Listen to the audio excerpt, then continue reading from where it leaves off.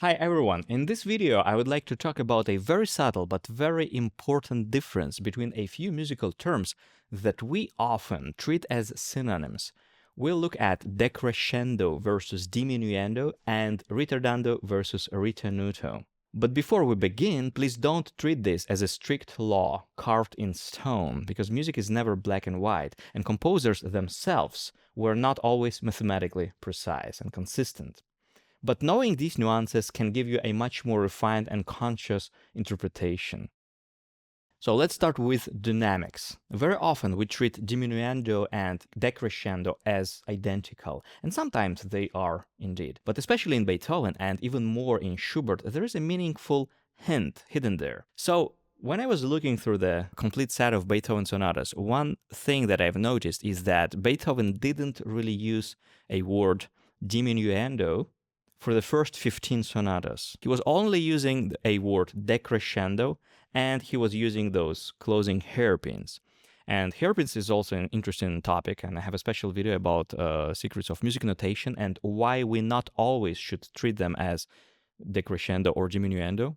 And sometimes they actually mean rubato. So you can check out that video by following the link above. But you can actually see how unwillingly and scarsingly Beethoven used decrescendo, because he loved crescendoing. He loved to boost the volume. But when he needed a softer sound, he would typically finish a section abruptly with forte and then start a new one in piano, like for example in the sonata number 7.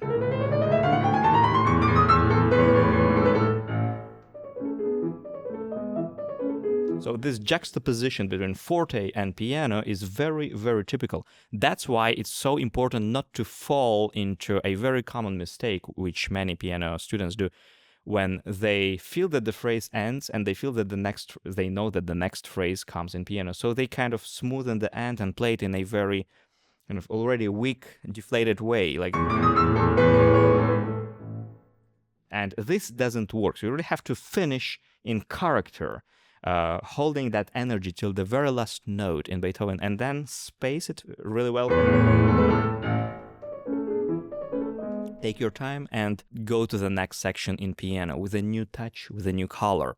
And if Beethoven used decrescendo or closing hairpins, very often it would only mean a strategic retreat before even a bigger climax, like for example in this sonata. And this is one of the most challenging spots in his sonatas, actually, because you have to create such a development to fortissimo, and then from this really fierce fortissimo descend to piano within 2 bars in a very tricky passage.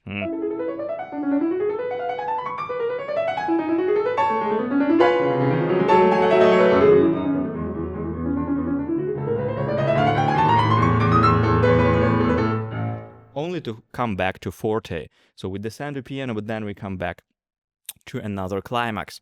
And this is very difficult to descend from this very fierce, very kind of demolishing fortissimo to a piano.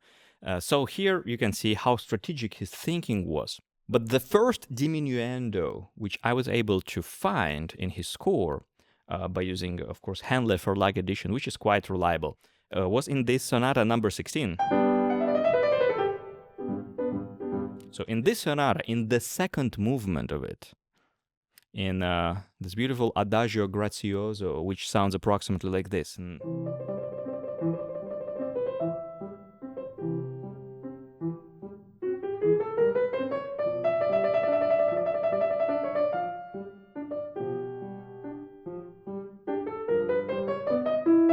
So in this movement, in the middle section, we have a climax, and then finally, for the first time in bar number, which bar is that? 40, we have diminuendo for the first time. I think this is the first diminuendo within the whole cycle of 32 sonatas. So the section sounds like this approximately.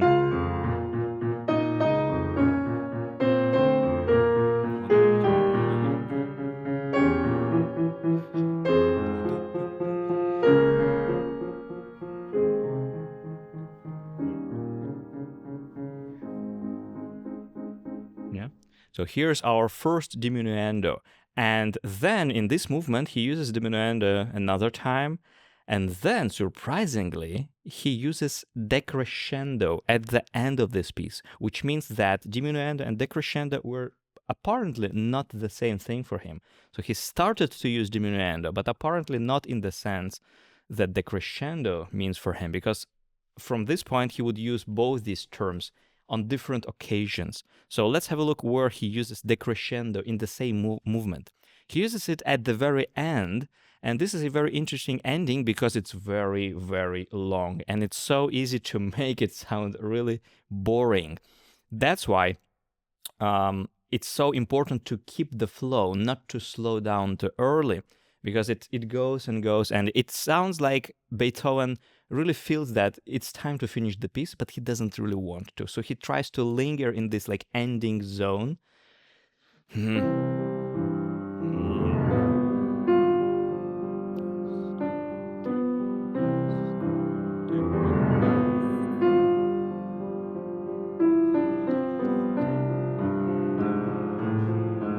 Here it comes, decrescendo. 2, 3, 1, 2, 3, and piece is not over. 2, 3, and goes on.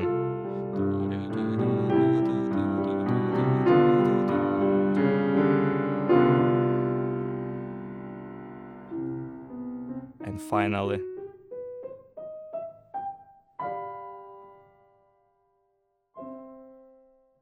so you see, this is a very large, very long ending with many disconnected phrases. That's why it's so important not to slow down. And this is a hint for what I believe and some other researchers believe, a difference between decrescendo and diminuendo, because decrescendo in this spot is used in order to warn you that you have to decrease the volume but not slow down. Keep up the tempo, stay in flow, because the ending is long and it's very easy to make it boring. So we have to feel the flow.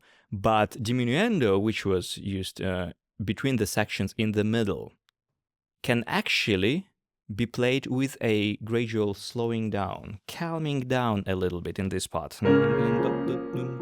because this is a transition.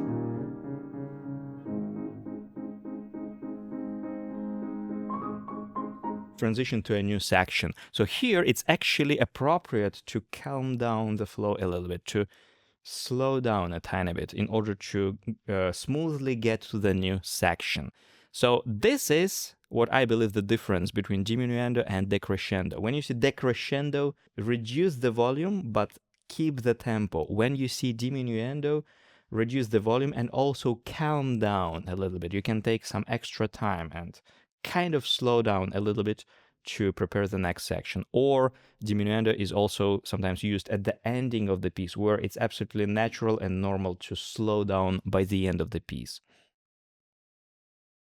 And this is especially typical for Schubert, who would use diminuendo between the large sections and decrescendo within a sentence, within a phrase. So when you see decrescendo, it means you don't slow down, but play softer gradually. And when you see diminuendo, you can wrap up the section and smoothly prepare the next section. Of course, again, this is not an absolute rule, and we can't possibly know what was in the head of the composer. And there is one puzzling example, which kind of contradicts to what I just said to you in the end of the first movement of the Appassionata, because in this spot, we have both diminuendo and ritardando at the same time. So if diminuendo indeed would necessarily imply a meaningful slowdown, then why would he use ritardando? Or maybe diminuendo normally would hint only on a very gentle smoothening of the flow. So then if you want a larger slowing down, you would actually need to reinforce it with ritardando.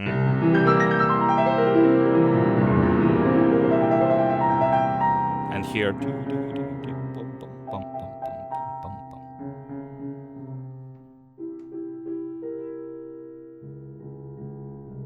course, it's very clear that here slowing down is very, very significant.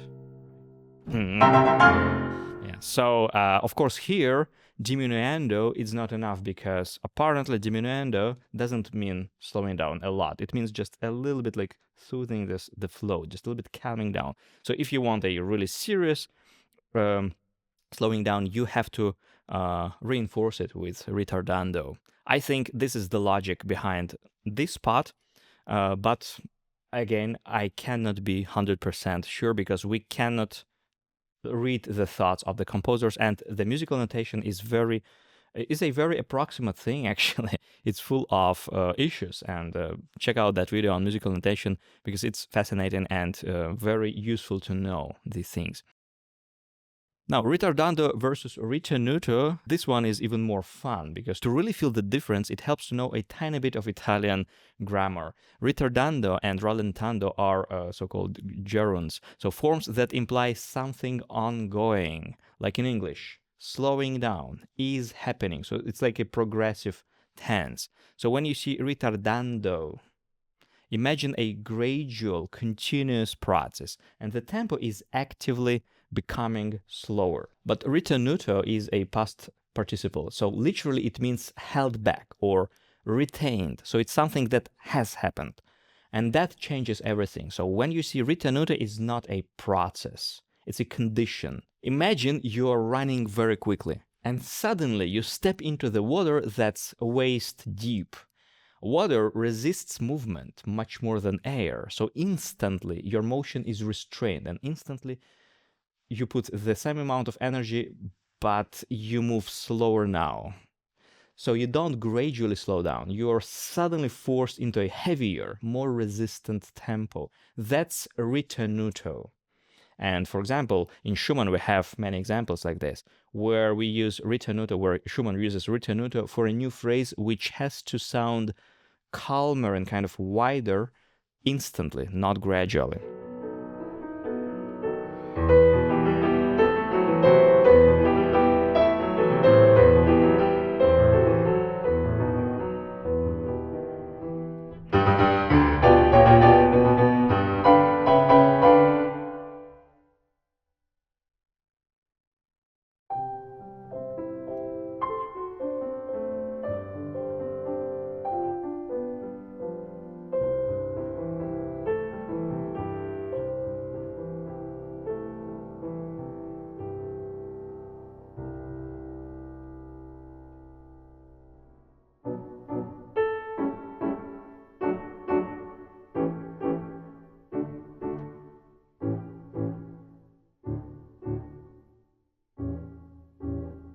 So it's an immediate holding back, a sudden weight, a new resistance in the sound. So ritardando and rallentando is a gradual slowing down, and ritenuto is a sudden restraint, an immediate change of motion quality.